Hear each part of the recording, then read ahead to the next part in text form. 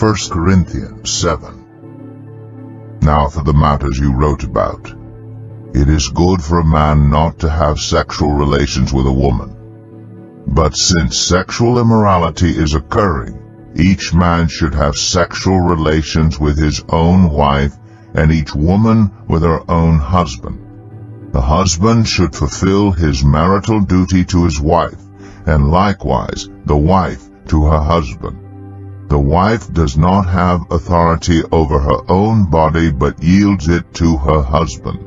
In the same way, the husband does not have authority over his own body, but yields it to his wife. Do not deprive each other except perhaps by mutual consent and for a time, so that you may devote yourselves to prayer. Then come together again, so that Satan will not tempt you because of your lack of self-control. I say this as a concession, not as a command. I wish that all of you were as I am. But each of you has your own gift from God. One has this gift, another has that. Now to the unmarried and the widows, I say, it is good for them to stay unmarried as I do.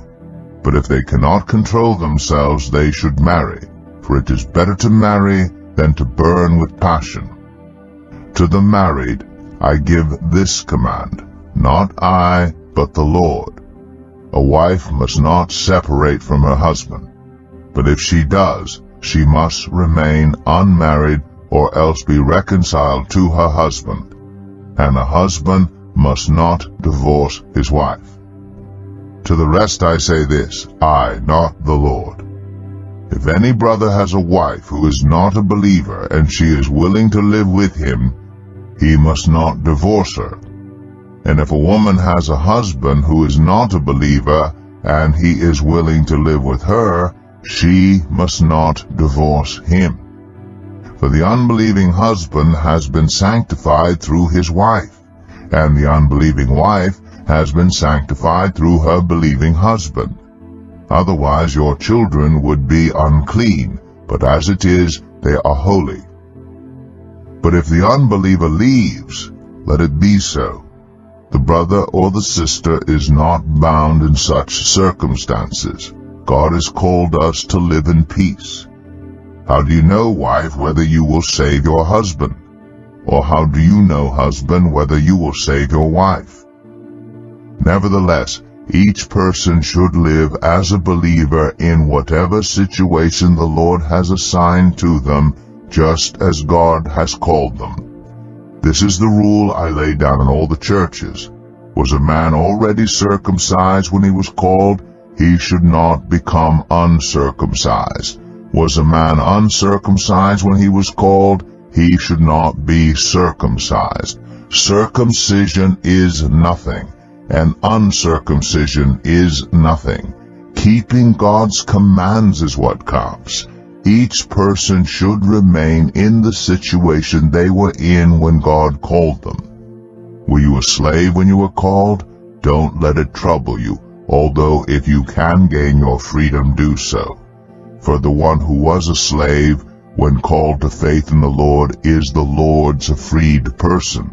Similarly, the one who was free when called is Christ's slave. You were bought at a price.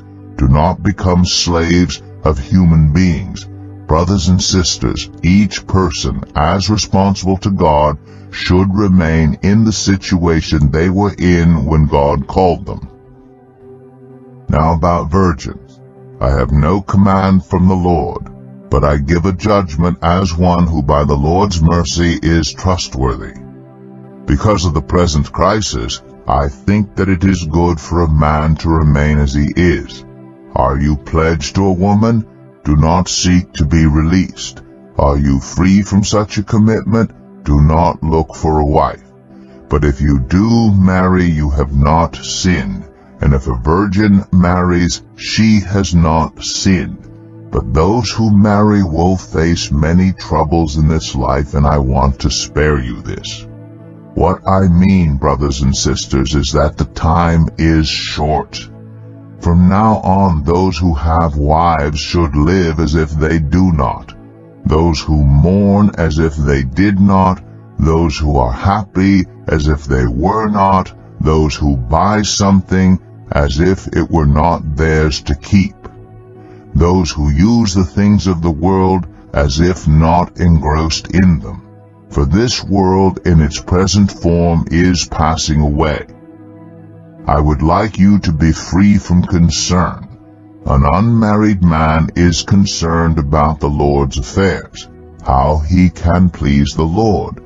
But a married man is concerned about the affairs of this world, how he can please his wife, and his interests are divided. An unmarried woman or virgin is concerned about the Lord's affairs. Her aim is to be devoted to the Lord in both body and spirit. But a married woman is concerned about the affairs of this world, how she can please her husband. I am saying this for your own good, not to restrict you, but that you may live in a right way in undivided devotion to the Lord. If anyone is worried that he might not be acting honorably toward the virgin he is engaged to, and if his passions are too strong and he feels he ought to marry, he should do as he wants. He is not sinning. They should get married. But the man who has settled the matter in his own mind, who is under no compulsion, but has control over his own will, and who has made up his mind not to marry the virgin, this man also does the right thing. So then, he who marries the virgin does right, but he who does not marry her does better. A woman is bound to her husband as long as he lives. But if her husband dies, she is free to marry anyone she wishes, but he must belong to the Lord.